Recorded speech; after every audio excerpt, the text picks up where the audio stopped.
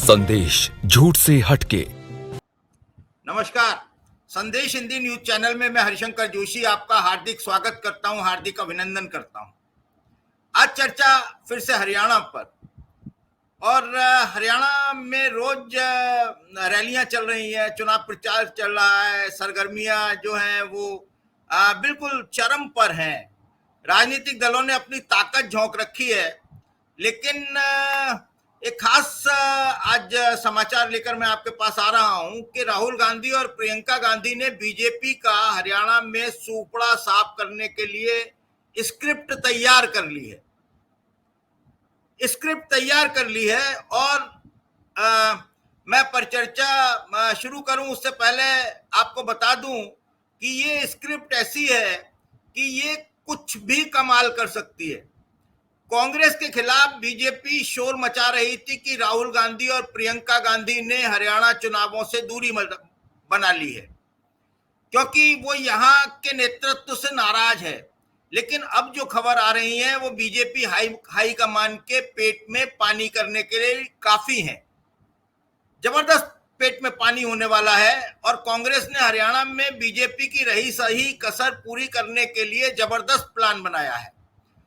30 सितंबर से 3 अक्टूबर तक, 30 सितंबर 2024 से 3 अक्टूबर 2024 तक राहुल गांधी और प्रियंका गांधी रथ पर सवार होकर हरियाणा के अधिकांश हिस्सों में जनसंपर्क करेंगे।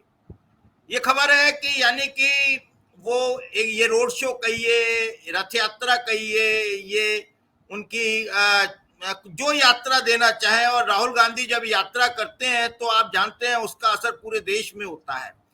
हरियाणा में करेंगे तो क्या होगा आप समझ सकते हैं। ये अभी मतलब बहुत जानकारी मिली है और पुख्ता सूत्रों की जानकारी है। चुनावी गलियारों में हरियाणा के दंगल को एक तरफा बताया जा रहा है। मुकाबले में कांग्रेस अब काफी आगे हो गई है, जबकि बीजेपी को समझ नहीं आ रहा कि कांग्रेस के खिलाफ इस बार कौन सा दांव काम करेगा।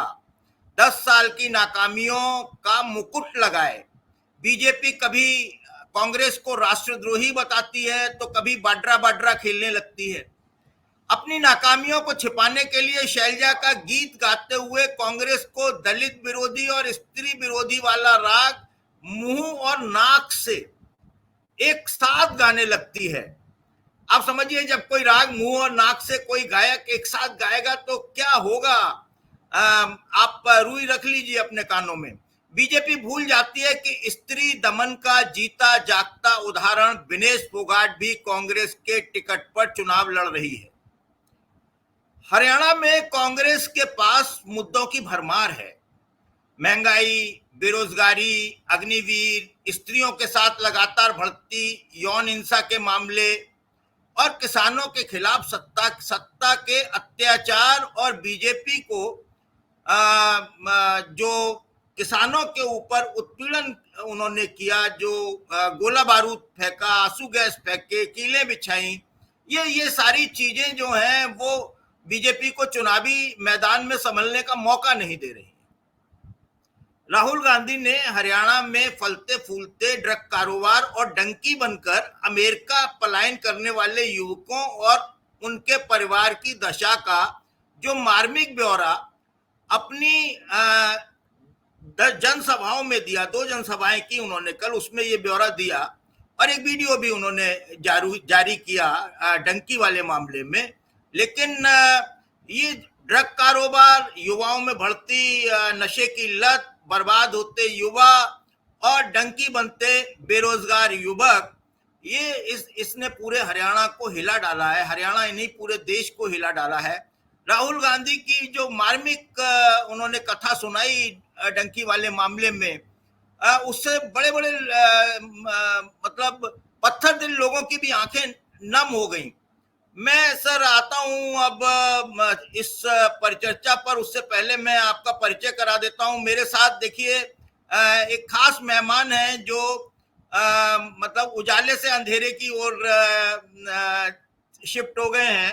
ये अब देखिए, ये भी यूपी में बैठे हुए हैं और मैं भी यूपी में बैठा हुआ हूं। शीतल पी सिंह जी हैं, किसी परिचय का मोहताज नहीं है, वरिष्ठ पत्रकार हैं।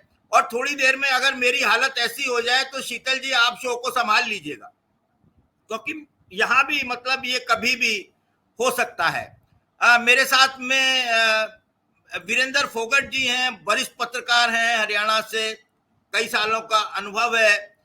और मेरे साथ में जानी मानी हमारी राजनीतिक समीक्षक संतोष दहिया जी हैं, डॉक्टर संतोष दहिया। आपका बहुत बहुत स्वागत है। मैं सर आता हूं शीतल जी आपके पास में। और देखिए, यहीं से शुरू करता हूं। कांग्रेस ने हरियाणा में बीजेपी की रही सही कसर पूरी करने के लिए जो प्लान बनाया है, और हरियाणा के अधिकांश हिस्सों में जो जनसंपर्क करेंगे, इसका क्या असर होगा और हरियाणा में वर्तमान स्थिति क्या है चुनावी मद्देनजर। जी देखिए, हरियाणा में कांग्रेस जो है वो विकास पे तेजी से विकास की ओर है। लोकसभा चुनाव ने उसका संकेत दिया था, जब उसे 0 सीट की जगह 5 सीटें मिली। 19 में उसके पास 0 थी और 24 में उसके पास आधी सीटें हो गई। और आधी सीटें ही नहीं हुई, उसका मत प्रतिशत उसके अपने एलआई के साथ, जो उसमें एक दी थी, बीजेपी से आगे निकल गया। ये तब था जब बीजेपी वहां 2-2 बार से सत्ता में थी, केंद्र में सत्ता में थी ही, मोदी का ब्रांड था, और इस सब के बावजूद हरियाणा ने ऐसा नतीजा दिया था। तो इससे एक चीज तो साफ हो गई थी कि विधानसभा के चुनाव जो उसके तुरंत बाद संभावित थे, जो अब हो रहे हैं, इसमें निश्चित तौर पर बीजेपी के लिए अनुकूल परिस्थितियां नहीं है। क्योंकि जब 2019 में बीजेपी 10 की 10 सीटें जीती थी, उस चुनाव में 2 ही 3 महीने बाद वो अकेले बहुमत नहीं ला पाई थी और उसे गठजोड़ की सरकार बनानी पड़ी थी। तो ये तो बताता है कि विधानसभा में जो कैरेक्टर हरियाणा लेता है और लोकसभा में जो लेता है उस, लेकिन अब जब ये फर्क और कठिन हो गया है बीजेपी के लिए कि वो लोकसभा के चुनाव में भी पिछड़ गई है, तो उसके बाद हुए हाल में हो रहे विधानसभा चुनाव में उसके लिए मुश्किल थी ही, ये तो सच्चाई थी। लेकिन जब चुनाव शुरू हुआ तो चुनाव के बहुत सारे रंगत होते हैं। मसलन ऐसा हुआ कि 2 ग्रुप जो वहाँ के सामाजिक समीकरण में और राजनीतिक समीकरण में बहुत महत्वपूर्ण रहे हैं, कभी इधर कमजोर होते चले गए हैं। तो जेजेपी के रूप में या चौटाला जी के छोटे पुत्र की पार्टी, अभय चौटाला वाली पार्टी के रूप में, तो इनका एक सांगठनिक आधार हमेशा वहां बना हुआ है। ठीक है, वो काफी कमजोर हो गए, लेकिन उनका एक सांगठनिक आधार है। उनके साथ 2 दलित पार्टियां उत्तर प्रदेश मूल की, लेकिन हरियाणा और उत्तर प्रदेश बॉर्डर्ड हैं, तो एक दूसरे में करते हैं, उनके अलायंसेस हो गए। ये सब माना गया कि ये सब चीजें बीजेपी की पैडिंग के लिए काम करने वाली हैं। कुछ हद तक इन्होंने किया। इसके बाद चूंकि कांग्रेस में टिकटों के लिए बड़ी मारामारी थी, कांग्रेस ने अब की तरीका निकाला था कि जिसको भी टिकट लेना है वो 20,000 रुपए जमा, स्क्रूटनी के बाद हम उसमें से किसी को देंगे। तो ऐसे लोगों की संख्या बहुत बड़ी थी। तो नतीजा ये हुआ कि ये उम्मीद की जा रही थी कि कांग्रेस में विद्रोह बहुत ज्यादा होगा, लेकिन इस मामले में भी उल्टा हुआ तो कांग्रेस में भी विद्रोह है, लेकिन तुलनात्मक रूप में बीजेपी में ज्यादा विद्रोह हमने देखा इधर। और इस वजह से ये हुआ कि हरियाणा के चुनाव में ये तो साफ नजर आ रहा है कि कांग्रेस अकेले शायद आराम से बहुमत ले लेगी, लेकिन वहां करीब 20 सीटें ऐसी हो गई हैं जिसमें, और ये जो 2 ग्रुप्स आए हैं, इन सब की और अन्य लोगों की मिला जुला के उनकी भी भूमिका है। अब वो भूमिका कितनी है, चूंकि इसके पहले आप अगर राजनीतिक तौर पर का प्रचार पिछले 3 दिन पहले तक कर रही थी, और वो था शैलजा जी के बारे में एक स्पेकुलेशन देना, जिसके बारे में खट्टर तक साहब ने बयान दे दिया था कि गोया वो बीजेपी में आ रही है। क्योंकि वो एक ऐसे समाज के हिस्से का प्रतिनिधित्व करती हैं जो हरियाणा में लगभग उतनी ही बड़ी तादाद में है जितनी बड़ी तादाद में वहाँ की सबसे प्रमुख किसान जाति यानी जाट समाज है। ये दोनों 21-22% के आसपास पिछले जो हमारे पास आंकड़े हैं उनके अनुसार बताया जाता है। तो एक इतने बड़े समाज के सबसे प्रमुख नेता के बारे में इस तरह की धारणा ठीक चुनाव के बीचों बीच ही बन रही थी। ये एक खतरनाक संकेत था, लेकिन उसमें रियलिटी नहीं थी, और सब उम्मीद कर रहे थे कि जैसे ही गांधी परिवार के लोग चुनाव प्रचार में आएंगे, हम मंच मौजूद पाएंगे। वही हुआ। तो ये वजह रही है। ऐसे में अब अगर गांधी परिवार के लोगों ने ये तय कर लिया है कि वो 3 दिन या 4 दिन लगातार मैदान में रहने वाले हैं और रोड शोज और यात्रा वगैरह निकालने वाले हैं, छोटी रैलियां करने वाले हैं, तो ये मास्टर स्ट्रोक है। क्योंकि कांग्रेस का अपर हैंड है इस चुनाव में। जो उसको छोटी मोटी कठिनाइयां कई जगह निर्दलियों से या उसके विद्रोहियों से आ रही हैं, वो सब उसका एक बड़ा हिस्सा इससे वॉश आउट हो सकता है। जो एक कैंपेन में थोड़ी सा सर्ज अभय चौटाला की पार्टी में नजर आ रहा था, उस पर भी इससे डेंट लग सकता है। और जो कंसोलिडेशन जाट आबादी का और दलित आबादी का लोकसभा में दिखाई दिया था, अगर वो फिर सीमेंटेड रहता है ऐसी सिचुएशन में, या इन लोगों की यात्रा के बाद उसमें सीमेंटिंग हो जाती है, तो नतीजे बहुत लेकिन बिना इसके भी अभी ऐसा शक करने की अब कोई गुंजाइश बची नहीं है कि हरियाणा के चुनाव में कांग्रेस आगे है और वो अकेले बहुमत की ओर बढ़ रही है। क्या बीजेपी इस बार मुद्दा विहीन है? सोनिया गांधी अस्वस्थ हैं और प्रियंका उनकी देखभाल के लिए शिमला में है, लेकिन बीजेपी चिल्ला रही है रॉबर्ट वाड्रा के जमीन घोटाले वाले मामले की वजह से वो चुपचाप बैठ गई हैं। ये बीजेपी कब तक वाड्रा वाड्रा चिल्लाती रहेगी? वाड्रा का क्या मामला है और वाड्रा वाड्रा चिल्लाने से हरियाणा पर क्या कोई असर होगा? थोड़ा सा आप सेंट्रल पोजीशन ले लीजिए कैमरे की। सबसे पहले तो आपके सभी दर्शकों को नमस्कार। देखिए, अभी अमित शाह आए थे और वो भी वाड्रा वाड्रा चिल्ला रहे थे। मैं उनसे ये सवाल करना चाहती हूँ कि जब 10 साल से आप सत्ता में थे, तब भी वाड्रा यहीं थे, तब कोई इंक्वायरी नहीं हुई, कुछ भी नहीं हुआ, लेकिन वाड्रा वाड्रा फिर चिल्लाने लगे। कहने का मतलब ये है कि लोग इस बात को समझ रहे हैं कि वाड्रा के नाम पर केवल पोलराइजेशन करने की इनकी जो सोच है, उसमें ये कामयाब नहीं होने वाले, क्योंकि हालात अब हरियाणा के दूसरे हैं। 2014 में पूर्णतः बहुमत दिया इनको और 2019 में भी सरकार इन्होंने बनाई, लेकिन ये जो लोकसभा इलेक्शन हुआ, इससे पहले कई मुद्दे थे जो हावी रहे। किसान आंदोलन एक बहुत बड़ा मुद्दा था, जिसमें 750 किसान शहीद हुए। 13 महीने तक वो आंदोलन चला, किसी ने सुध तक नहीं ली और उनको आश्वासन दिया गया कि हम एमएसपी देंगे, लेकिन एमएसपी नहीं दिया। किसानों को दोबारा धरने पर बैठना पड़ा और जब दोबारा किसान आया तो उनके साथ वो हालात पैदा किए जो आतंकवादियों के साथ जो व्यवहार किया जाता है। ड्रोन से हमले हुए, सड़कों पे दीवारें खींची गई, किले गाड़ दी गई, ये हालात कर दिए बीजेपी की तरफ से किए गए किसानों के लिए। दूसरा जो वर्ग है वो है महिला पहलवान। महिला पहलवानों को जिस तरह से घसीटा, नोचा, एक एफआईआर तक दर्ज नहीं की गई, वो सारा जो शोषण का मामला था, बेटियों की इज्जत और सम्मान की बात थी, उसके ऊपर भी एक शब्द ना बोलना, इंक्वायरी तक ना करवाना, एक एफआईआर तक दर्ज ना होने देना और उल्टा उन्हीं बच्चियों को घसीटना और उनको ट्रोल करवाना इनके आईटी सेल के द्वारा, वो बहुत बड़ा एक ऐसा मामला था, क्योंकि हमारे यहाँ तो बेटियों को सबसे बड़ा सम्मान मिलता है और इन्होंने उन्हीं बेटियों की इज्जत को तार तार करने का काम किया। तीसरा जो वर्ग है हमारा है यूथ। यूथ की अगर मैं बात करूं तो इन्होंने ढोल नगाड़ों के साथ इजराइल जैसे देश में भी हमारे युवाओं को भेजने का काम किया और उसकी वाही वाही लूटने की इन्होंने कोशिश की, क्योंकि इजराइल में युद्ध चल रहा है और हमारे युवा मरने के लिए वहां भेजे गए, ये सबसे बड़ा दुखद है। अग्निवीर ये लेकर आए, अग्निवीर, क्योंकि हरियाणा का युवा, कोई ऐसा घर होगा जोशी जी जिस घर में कोई फौजी ना हो, ऐसा शायद ही कोई घर होगा। तो वो जो बच्चे जाते थे, जो सुबह दौड़ते हुए नजर आते थे, जो अपनी तैयारी कर रहे होते फौज में जाने के लिए, उन युवाओं के लिए रास्ता बंद कर दिया, क्योंकि 4 साल के लिए कौन जाएगा? मतलब देश हित में लगा लो बेशक, लेकिन कोई नहीं जाएगा 4 साल के लिए, क्योंकि उनको मालूम है 4 साल के बाद वो घर के ना घाट के, वो कहीं के नहीं रहेंगे। इससे बेहतर है कि हम पढ़ लें, लिख लें और हम विदेश में चले जाएं। जैसा कि राहुल जी ने दिखाया, करनाल में, घोगड़ीपुर में राहुल जी आए और वो वहां उन बच्चों से जो मिले थे यूएसए में, उन बच्चों से वादा किया था कि मैं तुम्हारे घर जाऊंगा, और बिना तामझाम के वो उनके घर पहुंचे और अपनी भावनाएं उनके साथ शेयर की और उन्होंने उन बच्चों का हाथ पकड़ा कि मैं तुम्हारे साथ हूं, तुम्हारे पापा वापस आएंगे और सही सलामत आएंगे। फिर उन्होंने एक बहुत बड़ी बात कही कि हमारी सरकार अगर सत्ता में आती है, हम लोग सरकार बनाते हैं, तो हम जो हमारे युवा आज जो विदेशों में जाने की कोशिश कर रहे हैं या मजबूर हैं विदेश में जाने के लिए, हम वो रास्ता उनके लिए बंद कर देंगे, हम हरियाणा में ही ऐसे हालात पैदा कर देंगे कि वो विदेश में ना जाएँ, अपने माँ-बाप को या अपने बच्चों से बिछड़ने का उनको मौका ना मिलेगा। तो ये एक बहुत बड़ा मैसेज है जोशी जी, क्योंकि मेरे यहाँ मैं यूनिवर्सिटी में देखती हूँ, सुबह लाइन लग जाती है बच्चों की और उनसे अगर पूछा जाए तो वो कहते हैं कि हम यहाँ करें क्या?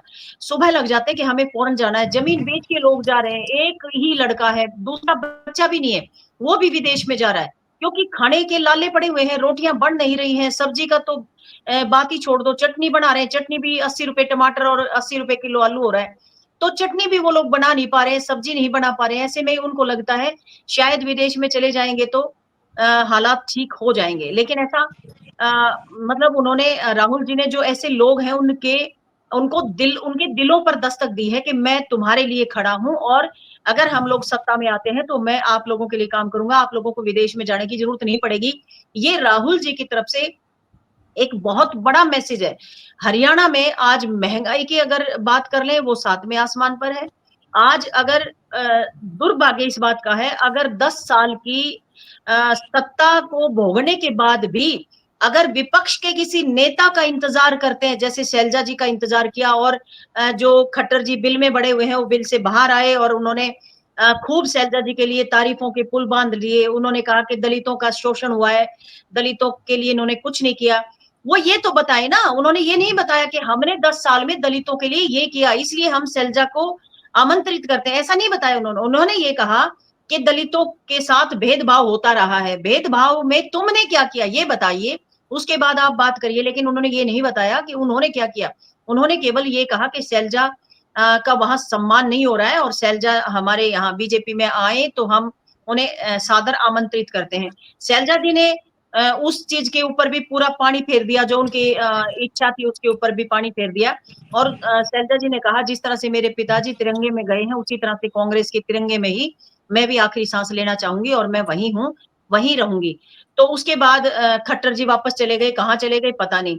क्योंकि कुरुक्षेत्र में जो रैली हुई थी मोदी जी की वहाँ जो भीड़ के नाम पर मैं अगर कहूँ तो जोशी जी बिल्कुल भीड़ के नाम पर कुछ भी नहीं था क्योंकि मैं 23 हलकों की वो रैली थी और 23 हलकों की रैली का मतलब है एक आदमी भी अगर 10 देखिए गाड़ियां ले आता तो वहां भीड़ जी अच्छी हो सकती थी लेकिन वो रैली भी वहां सफल नहीं हुई। जी जी तो आज बीजेपी के लिए हालात जो हैं वो मुझे नहीं लगता कि उनकी राह आसान है, उनकी राह बहुत मुश्किल है और काफी दिक्कतों का उनको सामना करना पड़ रहा है। अब 2 लाइनों में बताइए, बीजेपी के पास क्या चुनाव में कोई नया मुद्दा है, कोई मुद्दा है? बीजेपी के बीजेपी के पास आज चुनाव में कोई मुद्दा नहीं है। वो ये नहीं कह पा रहे हैं कि 10 साल में हमने ये सुविधाएं दी, 10 साल में हमने ये काम किया तो आप हमें वोट डालिए। डिमोनेटाइजेशन हुआ था, क्यों हुआ था? उसका कोई फायदा गिनवाओ। अगर इन्होंने नोटबंदी के बाद कहा था कि आतंकवाद बंद हो जाएगा, आतंकवाद के ऊपर बात करिए। रोज हमारे शहीद जो है ना शहादत दे रहे हैं, उसके ऊपर ये एक शब्द नहीं बोल रहे हैं। महंगाई ये कह रहे थे हम आएंगे तो हम महंगाई कम कर देंगे। ये रुपया लुढ़कता हुआ रुपया कह रहे थे देश की अस्मिता से जुड़ा होता है। आज वो लुढ़क लुढ़क के बिल में घुस चुका है लेकिन उसके ऊपर ये एक शब्द नहीं बोल रहे हैं। बेरोजगारी हरियाणा नंबर 1 पे है, उस पर एक शब्द नहीं बोल रहे हैं। महिलाओं की इज्जत तार-तार हो रही है हर रोज 2 बलात्कार होना है बहुत मायने। फिरौती, डकैती ये तो आम बात है, रोज 5 फिरौती होती है। इन्होंने ये नहीं बताया 5 साल में 10 साल में हमने एक यूनिवर्सिटी खोली है, एक कॉलेज खोला है, एक एम्स खोला है, कोई मेडिकल सुविधाएं दी हैं। इन्होंने 5000 स्कूल बंद कर दिए हैं और इन्होंने जो नहीं करना चाहिए वो किया क्योंकि गवर्नमेंट स्कूलों में गरीबों के बच्चे पढ़ते हैं, ये वहां पर वो स्कूल बंद करे जा रहे हैं। तो इन्होंने मांगने के लिए वोट मांगने के लिए इनके पास आज कुछ भी नहीं है, इसलिए ये गांव में घुस नहीं पा रहे हैं क्योंकि इन्होंने किसानों को दिल्ली नहीं घुसने दिया। तो आज लोग ये कह रहे हैं कि तुमने हमारे लिए रास्ता बंद किया था, दीवारें खड़ी कर दी थी, किले गाड़ दी थी, आज आप हमारे गांव में नहीं आ सकते और लोग नहीं आने दे रहे हैं। यहां तक कि एक-एक जगह पर नेता जा रहा है, एक व्यक्ति भी गांव से उनको सुनने के लिए नहीं आ रहा, हालात यहां तक खराब है। उनके जो बैनर पर्दे-वर्दे लगाए जाते हैं उनको उखाड़ देते हैं लोग। तो बहुत माड़ी हालत है। आपने देखा होगा सैनी साहब को जो पूर्व मुख्यमंत्री थे इन्होंने इनको इनके ही गांव में बंधक बना लिया था और नारायणगढ़ में जो पवन सैनी को भेजा उन्होंने किसानों ने वहां बंधक बना लिया था। हालात बहुत खराब हैं जोशी जी। मैं सर आता हूं फोगाट साहब आपके पास में। देखिए ऐसा है कि खट्टर और कंगना को लेकर बड़े जुमले चल रहे हैं, बहुत लोकप्रिय हो रहे हैं। पीएम मोदी की अब तक हरियाणा में 2 चुनावी सभाएं हुई हैं, पर दोनों ही सभाओं के मंच पर मनोहर लाल खट्टर नजर नहीं आए। इसके अलावा खट्टर बीजेपी के पोस्टरों से भी गायब हो गए हैं सर। इतना तो मतलब देखिए 10 साल वो 9 साल तो रहे ही हैं मुख्यमंत्री और मित्र भी हैं। कहते हैं मोदी जी को वो अपनी मोटरसाइकिल पर घुमाया करते थे हरियाणा में, तो अब उनके पोस्टर पे से भी गायब हो गए हैं। मोदी जी भी पास नहीं भटकने दे रहे हैं और अमित शाह भी उन्हें सभाओं से दूर किए हुए हैं। तो खट्टर को दूर रखकर बीजेपी क्या मतलब एंटी इनकम्बेंसी से बचना चाहती है, क्या बच सकेगी? और खट्टर को मोदी और शाह ने क्या सिंगल टास्क दे रखा है, ऑपरेशन सैलजा? तो ये सवाल है। और वो जुमला क्या चल रहा है वो जरूर बताइए आप हमारे दर्शकों को और शीतल जी को भी, कि खट्टर को लेकर जो जुमले चल रहे हैं, खट्टर और कंगना को लेकर। जी हाँ जी हाँ सर, सभी पैनलिस्ट को, जोशी जी, आपको, शीतल जी और डॉक्टर दहिया, सबको मेरा प्रणाम। आपके दर्शकों को भी नमस्कार। देखिए, जैसा आपने शुरू किया है ये प्रोग्राम की, जो जिस तरह से कांग्रेस ने एक प्लान बनाया है कि रथ यात्रा या रोड यात्रा जो है राहुल गांधी और प्रियंका गांधी जो है दोनों शुरू करेंगे, ये अपने आप में एक बड़ा कमाल की चीज होगी अगर ऐसा होगा।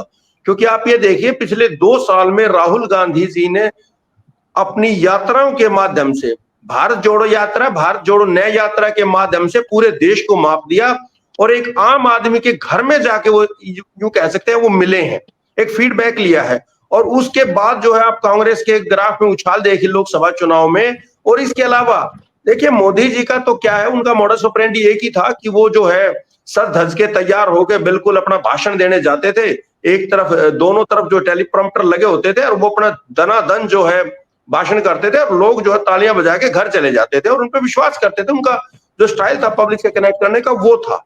लेकिन राहुल गांधी ने ये देखिए जिस तरह से रोड ये न्याय यात्रा शुरू की या भारत जोड़ो यात्रा शुरू की, लोगों से मिले, सड़क पे चले, और उसके बाद 2 चीजें और देखिए आप, 2-3 चीजें और देखिए। हरियाणा से जो कनेक्ट उन्होंने कायम किया है वो वाकई लाजवाब है। और मोदी जी को, अमित शाह को, बीजेपी की पूरी IT सेल को, पूरी सरकार को उन्होंने जो है पस्त कर दिया है कि राहुल जी की इस पीपल्स कनेक्ट और पब्लिक के साथ जो कनेक्टिविटी उन्होंने कायम की है उसका तोड़ जो है वो ढूंढ नहीं पा रहे हैं। आप ये देखिए, हरियाणा में राहुल गांधी जी 1 साल पहले धान लगाने आते हैं, खेतों में किसानों के साथ खाना खाते हैं, कनेक्ट करते हैं। इसके अलावा अंबाला में जो है वो जाके ड्राइवर के साथ यात्रा करते हैं, लोगों से जो है उनकी मन की बात जानते हैं।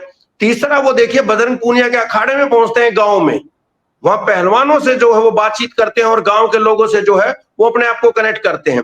और ये जो कल जो हुआ कि उन्होंने असंध में जो है रैली में भी कहा, और उससे पहले INC का जो कांग्रेस हैंडल ने जारी किया है वो जो वीडियो कि एक डोंकी करके जो है एक लड़का अमेरिका गया हुआ है और वहां करनाल घोगड़ीपुर उसके गांव में पहुंचते हैं, परिवार से और बच्चों से जो वो बात करते हैं, उस वीडियो ने इतना असर छोड़ा है। तो राहुल गांधी का जो ये मॉडस ऑपरेंडी कह लीजिए, इसको उनका तरीका कह लीजिए, उन्होंने जो है पब्लिक के साथ एक ऐसा कनेक्ट कर लिया है।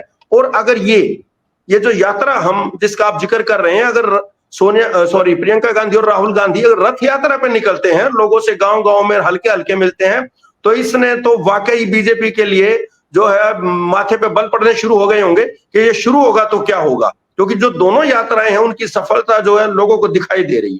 अब रही आपने जो वो, ये तो आपका जो टाइटल था या जो शुरुआती वक्तव्य था उस पर मैंने अपनी टिप्पणी दी है। और देखिए, अब जो खट्टर साहब के बारे में आप बात कर रहे हैं, देखिए मोदी जी ने भी 2 रैली की है, कुरुक्षेत्र गोहाना में, आज जो है रेवाड़ी और अंबाला में अमित शाह जी केंद्रीय गृह मंत्री वो भी आए हैं। तो मोदी जी ने भी वही पुराना 10 साल वाला पुराना जो कैसेट है वही चलाया कि भाई हरियाणा में तो 10 साल पहले, देखिए 10 साल पहले डीलर की सरकार थी, दामाद की सरकार थी। अब वो कहने के बाद लोग वहां ऊब रहे थे, बोर हो गए थे, और लोग अब ये बीजेपी वालों से जब सवाल पूछते हैं किसी भी पब्लिक प्रोग्राम में, जब मीडिया वाले साथी आते हैं पब्लिक प्रोग्राम करते हैं लोगों से, तो यही सवाल पूछते हैं लोग उनसे कि भाई 10 साल आप सरकार में थे, केंद्र में भी और यहाँ भी, बड़ी डबल इंजन की बड़ी मजबूत सरकार थी, तो आपने किसी डीलर को जेल में डाला, किसी दामाद को जेल में डाला? और उल्टा जो देखिए काउंटर, ये देखिए रॉबर्ट वाड्रा जी ने आज एक बयान जारी करके कहा है कि या तो ये सरकार मेरे खिलाफ सबूत दे और नहीं तो ये प्रोपेगेंडा बंद करे, और उन्होंने चुनौती दी है तो ये अब ये बताइए कि बीजेपी का वक्ता, बीजेपी का प्रवक्ता, बीजेपी के जो नेता है या जो टिकट के जो टिकट लड़ रहे हैं जो उम्मीदवार, वो किस मुंह से क्या जवाब देंगे?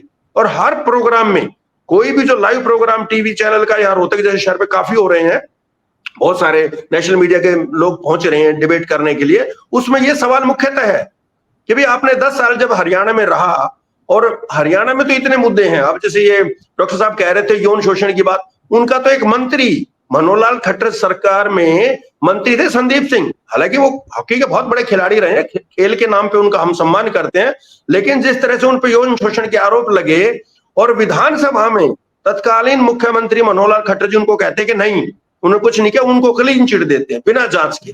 तो ये जो चीजें, और इसके अलावा खट्टर साहब का जो बयानबाजी, उनकी अव्यवहारिकता, लोगों से मिलने में दूरी रखना, लोगों को पब्लिकली धमका देना, एक खट्टर साहब तो एक लायबिलिटी बन गए हैं बीजेपी के लिए।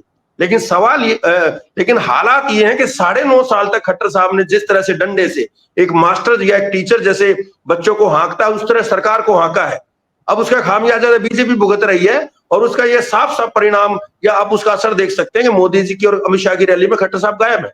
और जुमला जो आप कह रहे थे ना, वो जुमला ये है कि हरियाणा में ये चीजें चल रही हैं अब, कि लोग ये कहते हैं, इवन कांग्रेसी भी मजाक में ये कह रहे हैं कि अभी एक काम करो, हमें चुनाव प्रचारण की हरियाणा में करने की जरूरत नहीं है, 90 की 90 विधानसभा सीटों पे आप खट्टर साहब की हिसार जैसी एक जनसभा करा दो, एक रैली करा दो, हमारा काम वो अपने आप कर देंगे। तो ये हालत तो खट्टर साहब की हो गई, इस तरह की जुमलेबाजी उन पे चल रही है। और इसके अलावा मुद्दे तो डॉक्टर साहब ने भी गिना दिए, शीतल साहब ने भी सारे बताए हैं। तो हालात वाकई खराब है, किसान है, पहलवान है, वो चाहे नौजवान है। और ये डोंकी वाला मुद्दा जो है, ये तो बहुत भारी पड़ने वाला है, क्योंकि आप ये देखिए जिस बेल्ट में भारतीय जनता पार्टी को मजबूत माना जाता है, जिसको हम जीटी रोड बोलते हैं कि वहां ये मजबूत है, एक परसेप्शन या एक जो है ये कहा जाता है, लेकिन वहां स्थिति ऐसी है नहीं है, क्योंकि उसी इलाके में डोंकी की समस्या सबसे ज्यादा है। करनाल, कुरुक्षेत्र, कैथल के आसपास दूसरा जालंधर बन गया, लोग विदेशों में भाग रहे हैं।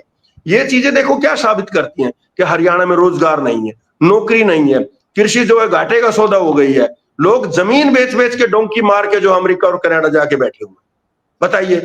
तो ये स्थिति जो है, राहुल गांधी ने जो छेड़ा है ये मुद्दा, ये बहुत भारी पड़ने वाला है बीजेपी को। और किसानों का तो जैसे डॉक्टर साहब दहिया साहब ने बताया कि भाई गांव में नहीं घुसने दे रहे, ये बिल्कुल सही स्थिति है। और शहर में भी हालत ये खराब है कि भाई आप लोग पूछते हैं उनसे कि भाई आप 500 रुपए का सिलेंडर इस चुनाव के बाद दोगे? अरे 10 साल से आपकी सरकार है, आपने 500 रुपए का सिलेंडर क्यों नहीं दिया?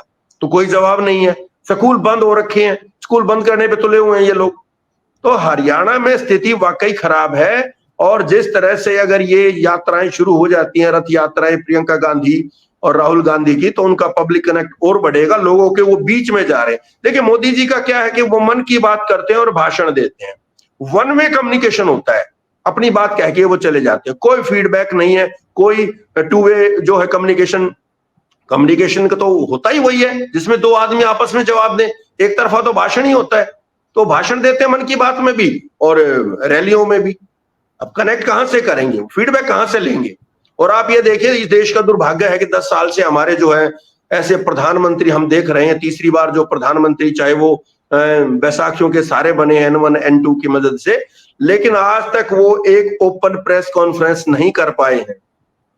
तो लोग, अभी जनता जो है इस चीज को समझ रही है। और मैं ये मानता हूं हरियाणा का वोटर जो है बहुत अवेयर है, वो चाहे गांव में रहता है, कस्बे में रहता है, किसी ढाणी में रहता है, लेकिन इतनी समझ उसको है कि ये इन लोगों की बातों का मतलब क्या है।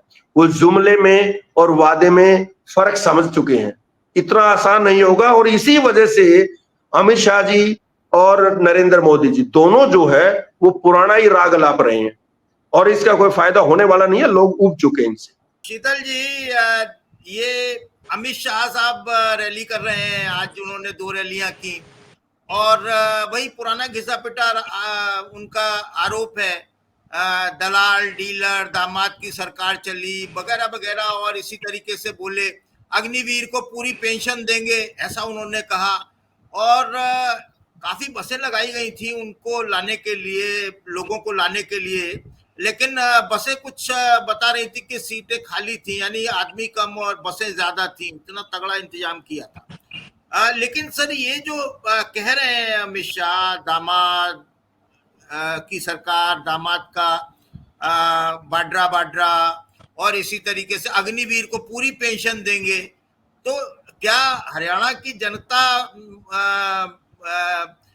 को मानते हैं कि वो बाबली गांव की है? नहीं, आप ठीक कह रहे हैं। दरअसल समस्या इनकी ये हो गई है कि जो इनकी नीतियां हैं वो मैदान में खोखली, इनको खुद ही पता लग गया है कि वो खोखली है। अग्निवीर योजना, पुरानी पेंशन स्कीम जो इन्होंने विड्रॉ की, वो सब इनके गले पड़ गई है।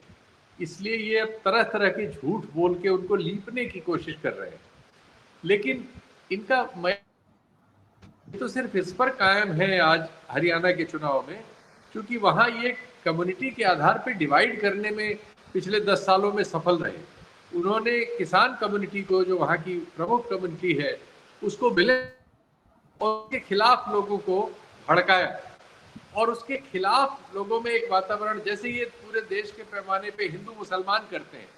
14.5% कुल मुसलमान हैं 2011 की जनगणना के अनुसार, लेकिन इनके तमाम सोशल मीडिया इन्फ्लुएंसर, कोई कहेगा 25 करोड़ है, मनमानी फिगर बोलते रहते हैं, कोई कहेगा 22% है, जबकि 2011 की जनगणना के आंकड़े सोशल मीडिया पर एक गूगल करने से मिल जाते हैं।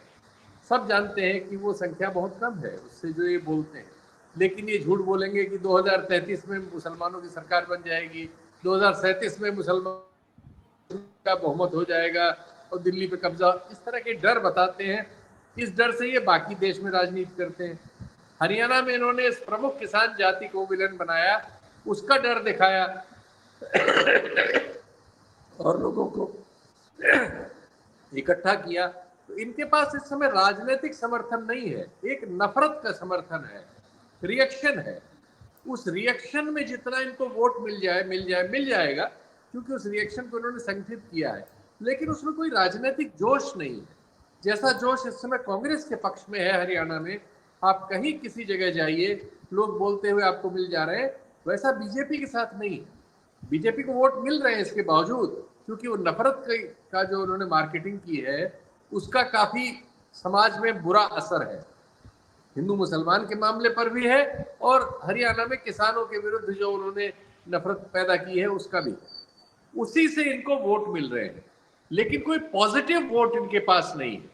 कांग्रेस में अब अगर कोई वोट देना चाह रहा है तो इनसे निजात पाने के लिए वोट दे रहा है। उसमें एक धारा है, वो चाहते हैं कि इन सब सवालों पर कुछ हल हो। लोग अग्निवीर वगैरह में उन इलाकों में जहां बीजेपी को वोट मिल रहा है, अहिरवाल वगैरह में, वहां के गांव में भी, जिसमें बच्चे अब नहीं जा रहे हैं अग्निवीर में, गांव के गांव ऐसे सेंटर्स जहां ये लोग कोचिंग वगैरह करते थे, राजस्थान, हरियाणा, पंजाब, इन सब जगहों में तमाम कोचिंग सेंटर या तो बंद हो गए हैं या उनमें बच्चों के भाग लेने का जो प्रतिशत है वो बहुत नीचे आ गया है। तो ये योजनाएं धरातल पर पूरी तरह से फेल है। लेकिन अब ये जानते हुए इनके नेताओं को, जैसे अमित शाह को बोलना पड़ा पेंशन स्कीम के मामले में, ये जान रहे हैं कि अग्निवीर से गुस्सा है, इसलिए उसके साथ ये जोड़ रहे हैं कि नहीं, आपको अग्निवीर के बाद फिर हम दूसरी नौकरी देंगे, फिर पेंशन देंगे। अरे भाई, कहाँ है रिकॉर्ड पे, कहाँ है? आपने पहले सैनिक बोर्ड बनाए हुए थे, जो सेना से रिटायर होते थे उनको इन अर्धसैनिक बलों वगैरह में लेने की बात थी। कितने प्रतिशत लोगों को आप जॉब देते हैं उसमें? कितने प्रतिशत को दे पाते हैं? कहाँ इतने जॉब हैं? ये सब इनका जो झूठ है, वो नए बच्चों को जो बेरोजगारी से लड़ रहे हैं और इसकी जगह दूसरी संभावनाएं तलाश रहे हैं, उनको पता है। इसलिए एक थोड़े हिस्से को तो ये प्रभावित कर सकते हैं और कर पा रहे हैं, लेकिन एक बड़ा हिस्सा इनसे निकल गया है और इसलिए इस चुनाव में इनकी पराजय सुनिश्चित है। जी, एक हमारे दर्शक हैं, साथी हैं, सलीम खान जी, ये पूछ रहे हैं कि हमारा सवाल है, यूपी में लोकसभा चुनाव में लोगों को वोट देने से रोका गया, वैसे हरियाणा में भी बीजेपी वोटिंग के दिन क्या नहीं करेगी? और देखिए, यूपी में तो आप साक्षात गवाह हैं। बीजेपी 10% अपने हर हार की जीत में वोटिंग के दिन सरकारी तंत्र का गलत इस्तेमाल करके और मतगणना के दिन आईएएस आईपीएस का गलत इस्तेमाल नहीं करेगी क्या? क्या विपक्ष मतदान के दिन बीजेपी की इस चाल को रोकने के लिए तैयार है? तो इस तरीके के इन्होंने कई सवाल एक के बाद एक पूछे हैं। क्या कहेंगे सर आप इस पर? नहीं, हरियाणा का सोशल कंपोजिशन ऐसा नहीं है कि वहां इस तरह की चीजें करके सफल हो सके। दूसरे, एक ही दिन में चुनाव है और हरियाणा में ये इतना आसान नहीं है। उत्तर प्रदेश में है, उत्तर प्रदेश के बहुत सारे हिस्सों में इस तरह की शैतानी की जा सकती है। हो सकता है 1-2 सीटों पर, 4 सीटों पर हरियाणा में भी ऐसा कुछ हो जिसकी मुझे जानकारी नहीं है, लेकिन ओवरऑल मुझे हरियाणा में ऐसा होते हुए नहीं देखता। जी जी, मेरा ख्याल सर। हाँ, मेरा ख्याल फोगाट जी कुछ कहना चाह रहे हैं। उन्होंने जी हाँ, इसी सवाल पे देखिए मैं जवाब देना चाहता हूँ। शीतल जी ये बिल्कुल सही कह रहे हैं। हरियाणा का जो डेमोग्राफिक और सोशल स्ट्रक्चर है, जो हरियाणा में गांव, कस्बे और शहर का, वहां इस तरह की चीजें संभव नहीं है। कारण है उसके पीछे, देखिए जो इलेक्शन मशीनरी है वो लगभग स्टेट की मशीनरी है। उसमें कर्मचारी, अधिकारी हरियाणा के लोग ज्यादातर काम करेंगे। बहुत कम लोग जो है केंद्र से जो वो बलों के रूप में सीआरपीएफ, आरएएफ वगैरह के रूप में आएंगे, लेकिन जो चुनाव संपन्न कराएंगे वो हरियाणा के लोग ही, कर्मचारी, अधिकारी वर्ग होंगे। और आप ये देखिए पिछले 10 साल में इस सरकार ने किसानों के सिर फोड़े, कर्मचारियों के सिर फोड़े, अफसरों को जो अभी देखिए, अब 10 दिन पहले ये निवर्तमान मुख्यमंत्री हैं नायब सिंह सैनी, इन्होंने क्या कहा था कि भाई 8 तारीख को एक बार सरकार बन जाने दो, मैं इन अधिकारियों की चूड़ी टाइट कर दूंगा। और कर्मचारियों को लोग, ये मतलब जो है ओपीएस के मामले में कर्मचारी इनसे बहुत नाराज है। तो ये, और नौकरियां जिस तरह से खत्म हो रही हैं और जिस तरह से ओल्ड पेंशन स्कीम को लेके हरियाणा में बहुत बड़ा एक जो है बहुत बड़ी डिमांड है, इन सारी चीजों को देखते हुए, और दूसरी बात यह है कि हरियाणा की पब्लिक बहुत अवेयर है इस मामले में। और अब जो है जो किसान जातियां हैं वो लगभग इनके खिलाफ जो है बीजेपी के सरकार के खिलाफ खड़े हैं। और हरियाणा का आदमी जो खासकर किसान वर्ग से आता है वो बड़ा मजबूत तरीके से अपने बूथ की भी रक्षा करता है और अपनी पार्टी के लिए जो है खड़ा हो जाएगा। और इन लोगों की हिम्मत नहीं है कि हरियाणा में, मैं एक एग्जांपल देना चाहता हूं, आप ये देखिए मेवात में जब इन्होंने पिछले साल वहां एक अभी जलाभिषेक यात्रा को लेकर दंगे कराने की कोशिश करी, वहां थोड़ा बहुत दंगा हुआ भी, लोगों की जान भी गई, जान माल का नुकसान हुआ, और पूरे देश में जो है हरियाणा के नाम पे कलंक लगा मनोहर लाल खट्टर जी के जो सीएम होते हुए भी। उसके बाद आप ये देखिए कि जब हरियाणा सरकार के जो है उप मुख्यमंत्री थे दुष्यंत चौटाला, उन्होंने ऐसा बयान दिया जो सरकार, इनकी बीजेपी सरकार के खिलाफ था, हालांकि वो शामिल थे। राव इंद्रजीत जी ने ये कहा कि भाई किस तरह से आप रथ यात्रा में जो ये हिंदू लोग हैं या जो जलाभिषेक यात्रा करेंगे, किस तरह से हथियार लेके पहुंचे हुए वहां। और इसके अलावा उसके बाद हरियाणा के किसान वर्ग ने, किसान ने और किसान संगठनों ने, सरोखाप ने, जितने भी खापे हैं, उन्होंने एक सुर में ये कहा कि भाई ये जो मेवाती लोग हैं, मेव मुस्लिम्स हैं, ये हमारे भाई हैं, इसी देश के नागरिक हैं। अगर इनकी तरफ कोई आंख उठा के देखेगा तो पहले वो उनको हमसे लड़ना पड़ेगा, हमसे भिड़ना पड़ेगा। तो ये मैसेज क्लियर उन्होंने दे दिया था।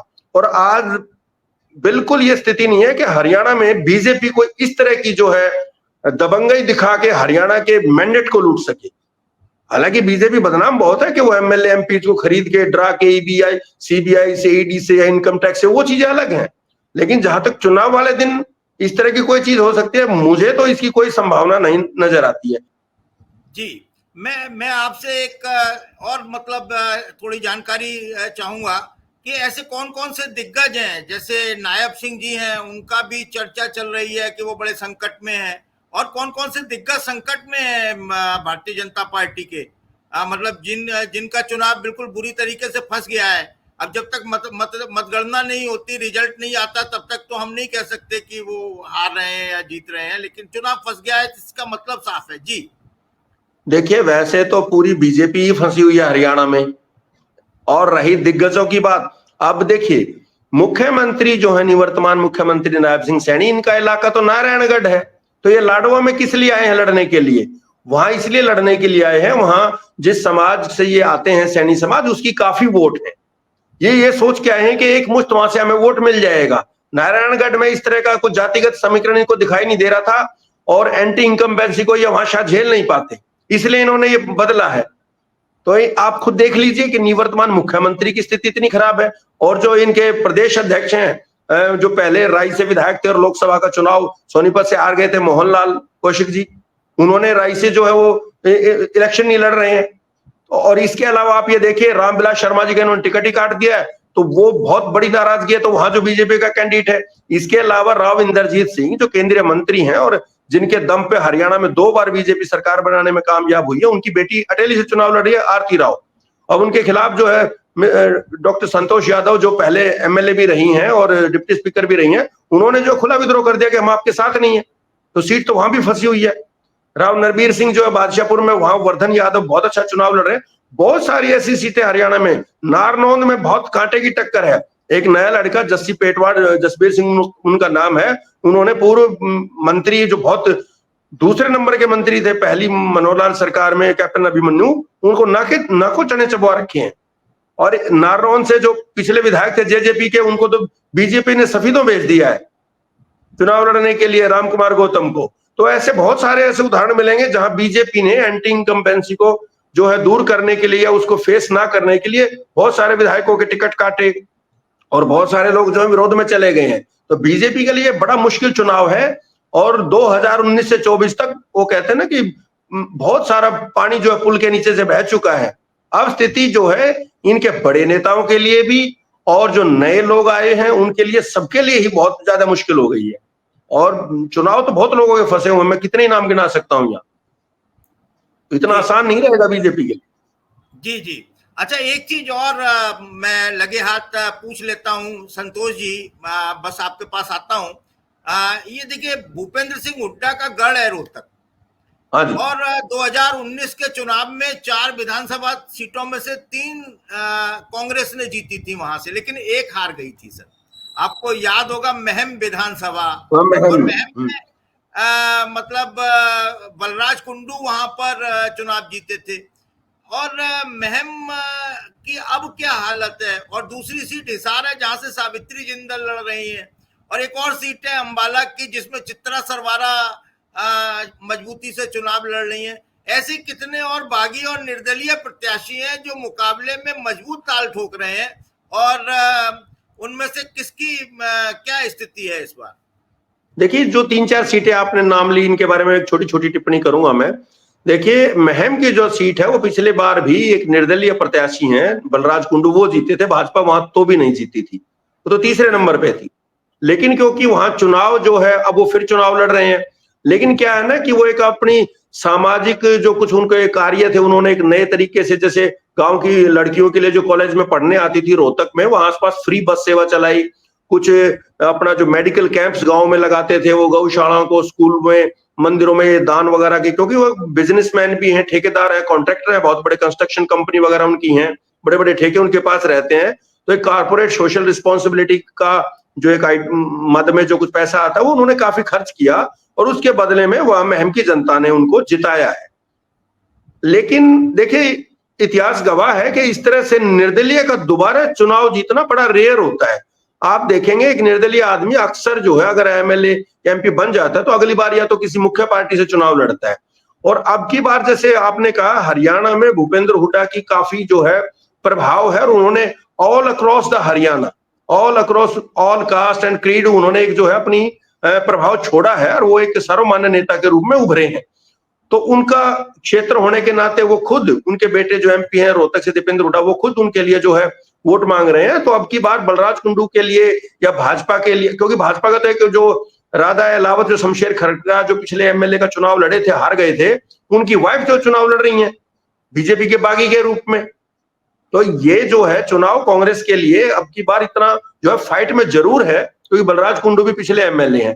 और रही अंबाला कैंट की बात, जहां चित्रा सरवारा जो अंबाला सिटी से जो चौधरी निर्मल सिंह चुनाव लड़ रहे हैं, 4 बार के एमएलए रहे, मंत्री भी रहे हैं, उनकी बेटी हैं, वो बहुत एक्टिविस्ट हैं, एक प्लेयर भी रही हैं और काफी मुखर हैं। और वो जो है अभी कांग्रेस में शामिल हो गई थी, उनको टिकट नहीं मिल पाया। लेकिन पिछली बार भी उन्होंने जब टिकट कटी थी उनकी, तो उन्होंने निर्दलीय चुनाव लड़ते हुए दूसरे नंबर पे रही थी वो, और 44,000 से ज्यादा वोट प्राप्त की थी। जबकि कांग्रेस का जो कैंडिडेट था वो 8,500 पे सिमट गया था। लेकिन अब की बार कुछ सिस्टम ऐसा हुआ कि शायद इस बार भी उनको टिकट नहीं मिल पाया। हो सकता है उनके पिताजी को दे दिया गया है, तो कई चीजें होती हैं कंसिडरेशन में। लेकिन चुनाव वो भी बहुत एक दावेदारी के साथ वहां लड़ रही है। और जो सावित्री जिंदल का हिसार वाला जो मामला आपने बताया, देखिए सावित्री जिंदल जी जो है, वो नवीन जिंदल जो भारतीय जनता पार्टी के एमपी हैं कुरुक्षेत्र से, उनकी माता जी हैं।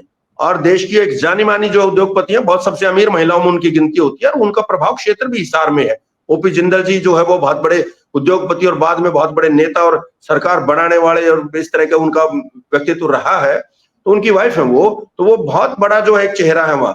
लेकिन क्योंकि वहां कमल गुप्ता बीजेपी के उम्मीदवार हैं, अब वो उन्हीं के खिलाफ, उसी वर्ग से वो आती हैं श्रावती जिंदल जी, तो बीजेपी के लिए उन्होंने वाकई संकट खड़ा कर दिया। और लोग ये भी कहते हैं इस मामले में कि बीजेपी के ही कुछ नेताओं ने, कद्दावर नेताओं ने उनको जो है निर्दलीय खड़ा करवाया है, ताकि जो है कोई समीकरण बनाया जा सके। लेकिन वहां भी जो है बीजेपी के लिए संकट है कि अगर मान लीजिए कांग्रेस के उम्मीदवार, उनको अगर कांग्रेस के हिसाब से, अगर अपनी जो है वो पार्टी के हिसाब से या प्रभाव के हिसाब से वोट मिलती हैं, और दो जो इन दो श्रावती जिंदल और कमल गुप्ता में मान लीजिए वोटों का डिवीजन हो जाता है, तो वहां कांग्रेस का कैंडिडेट जीत जाएगा। तो वहां भी बीजेपी संकट में।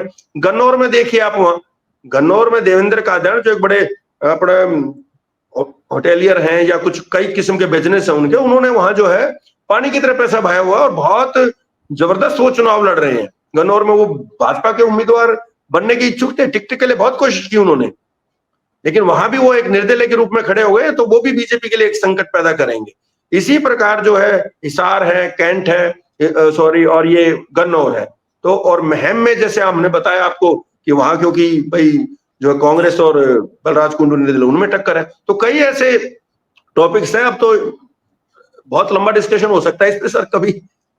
ठीक है सर, इस पे कभी इंडिपेंडेंट रखते हैं। इंडिपेंडेंट बिल्कुल इस तरह बागियों पे हम कर सकते हैं।